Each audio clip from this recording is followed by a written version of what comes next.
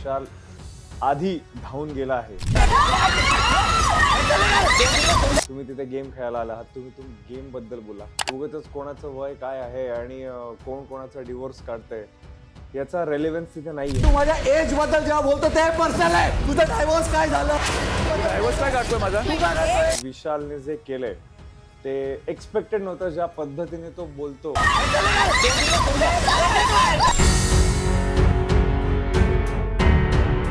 स्वतः घरामध्ये जे काही भांडण झालेलं आहे, ज्याच्यामध्ये दोघे जे मुलं आहेत विशाल आणि राकेश एकमेकांच्या अंगावर धावून गेलेत, ते पहिली गोष्ट ते चुकीचं आहे. आणि जो काही निकष होता, ज्या आधारावर समोरच्याला आपण नॉमिनेट करायचं होतं किंवा आपली मतं मांडायची होती, आय गेस तो पार पडलाच नाही, कारण कोणी कोणाला बोलूच तिथे दिलेलं नाहीये.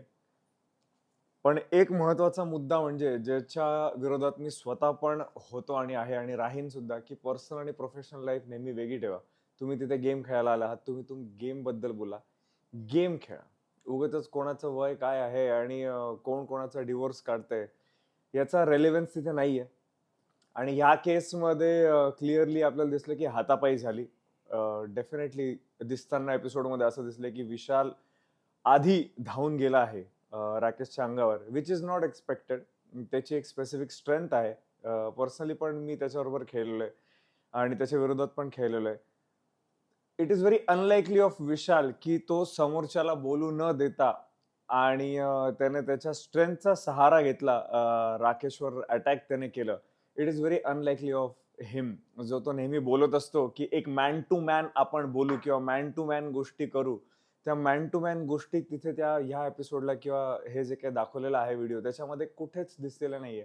डायरेक्ट रेस होणं आणि समोरच्याला ओव्हर पॉवर करायचा प्रयत्न करणं हे साफ चुकीचं आहे. एक्सपेक्टेड नाहीये. आणि मुळात बिग बॉसच्या घरात मारामारी ही अलाउड नाहीच आणि ती झालीच नाही पाहिजे, कारण मग ती गोष्ट कुठल्याही टोकाला जाऊ शकते. पण आय थिंक मला वाटतं की विशालने जे केलंय ते एक्सपेक्टेड नव्हतं. ज्या पद्धतीने तो बोलतो आणि ज्या पद्धतीने तो कंपोज्ड राहण्याचा प्रयत्न करतो किंवा दावा करतो किंवा सेफ सगळ्यांना ठेवण्याचा प्रयत्न करतो, ते इथेच कुठेच दिसलेलं नाहीये. आय थिंक थोडीफार चूक किंवा रादर स्पेसिफिकली चूक झालेली असं नाही करायला पाहिजे. आणि हे साफ चुकीचं आहे. कोणी कोणाचं एज नका काढू आणि कोणी कोणाच्या पर्सनल गोष्टी नका काढू. तो गेम नाहीये. गेम खेळा. आय गेस ही शिक्षा मिळाल्यावर एक गोष्ट क्लिअर होते की ऑलरेडी तुमचा गेम डाऊन होऊन जातो. तुमच्या ऑपॉर्च्युनिटीज कमी होऊन जातात. त्यामुळे मग तुम्ही इव्हेंच्युअली ज्या गेमसाठी हे सगळं केलं तेच तुम्हाला करता येणार नाहीये. त्यामुळे आय थिंक शिक्षा मिळाली, बरोबर मिळाली. आणि बिग बॉस जी शिक्षा देतात ती विचार करूनच देतात. त्यामुळे मोठी काय छोटी काय, इव्हेंच्युअली ह्या स्टेजला येऊन जर तुम्हाला पनिशमेंट मिळते आहे, तर ती किंमत तुम्ही मोजताय तुमच्या बिहेवियरची आणि तुमच्या गेमची, तर डेफिनेटली शिक्षा बरोबर आहे. अजून याच्यापेक्षा ह्या स्टेजला याच्यापेक्षा मोठी शिक्षा काय असू शकते की तुम्ही नॉमिनेटेड आहात आणि तुम्ही तिकीट टू फिनालेचा चान्स तुमच्याकडे नाहीये, ज्याच्यासाठी तुम्ही आतापर्यंत टिकलात.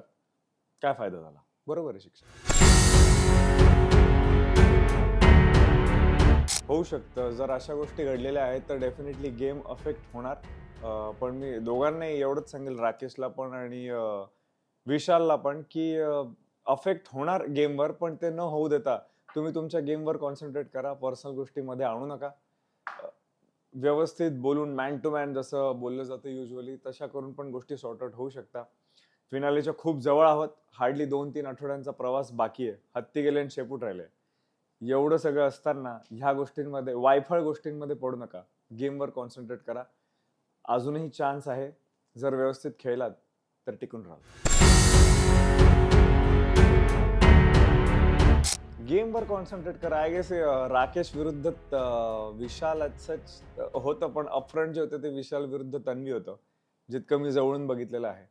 आणि मी सगळ्यांनाच हा सल्ला देईल की आता या फालतू धंद्यांमध्ये पडू नका. इव्हेंच्युअली बाहेर काढले जाल आणि तसं होऊ देऊ नका. चांगले चांगले प्लेयर्स बाहेर गेलेले आहेत.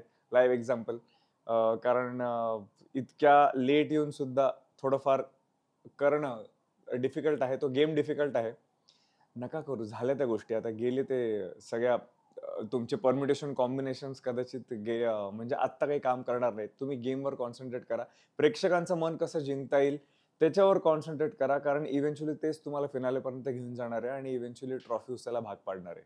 तर प्रेक्षकांसाठी खेळा. That's it.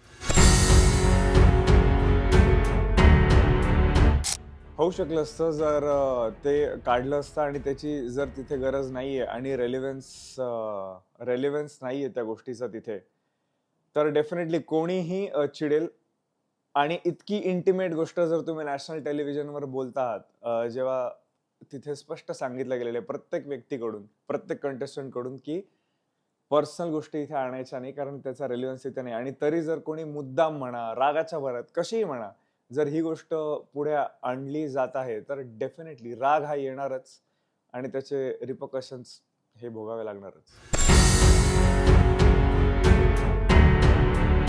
का ठेवलं गेलंय हा प्रश्न डेफिनेटली पडला असेल आपल्या सगळ्यांना, पण आत नेमकं काय घडलं त्याचा आढावा आपण बघतो असं मला वाटतं एपिसोडमध्ये. तर किती दाखवलं गेलं किती नाही ते फक्त बिग बॉसला माहिती. आणि ही गोष्ट मी बिग बॉसवर सोडतो की ते जे काही निर्णय घेतील ते योग्यच असणार आहेत. कदाचित आज नाही काढलंय, उद्या काढतील. कदाचित त्यासाठीच इतकी कठोर शिक्षा दिली त्याला की तो नेहमी नॉमिनेटेड राहील, त्याला तिकीट टू फिनालेचा चान्स नाही. आय गेस ही एक जास्त मोठी शिक्षा आहे की आपण तिथे राहणार आहोत, पण आपल्याकडे जिथे पोचायचं आहे तिथे पोचायची साधनं आपल्याकडून काढून घेतली गेली. ती शिक्षा जास्त रोज मेल्यासारखं होणार आहे खरं तर तिथे राहून. त्यामुळे ती खरंच कठोर शिक्षा आहे. बाहेर काढणं ही खूप सोपी गोष्ट होती कदाचित, पण तिथे राहून ते भोगणं हे जास्त डिफिकल्ट आहे असं मला वाटतं. जितकं मी बघितलंय राकेश आणि राखीबद्दल, राकेश त्याच्या बाजूने नेहमी क्लिअर होता. त्याच्या बाजूने ती मस्करी होती, मस्करीच होती.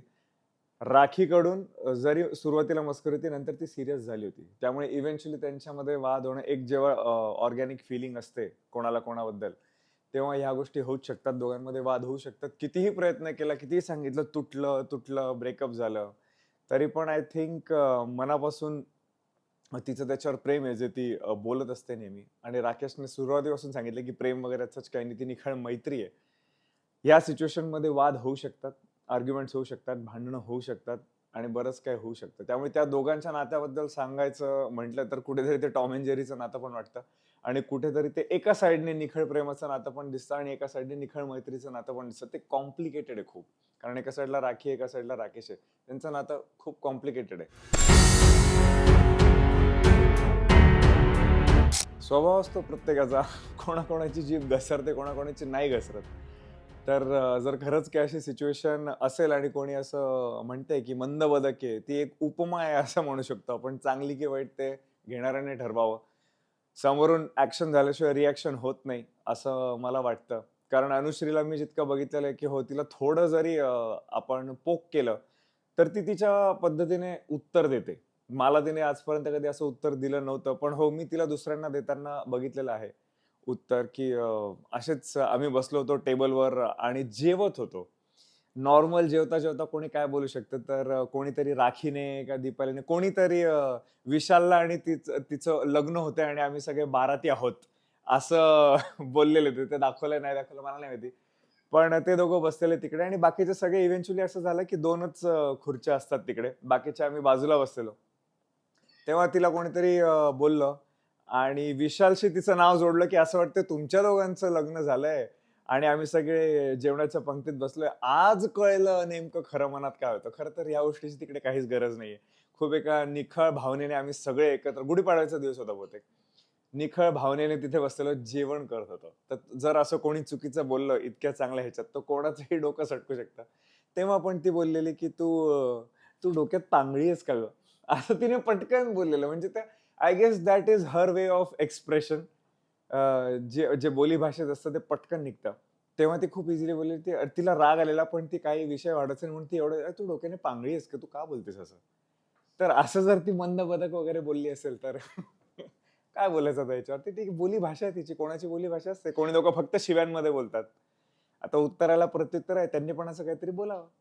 काय बोलायचं याच्यावर. अनुश्री तशीच आहे.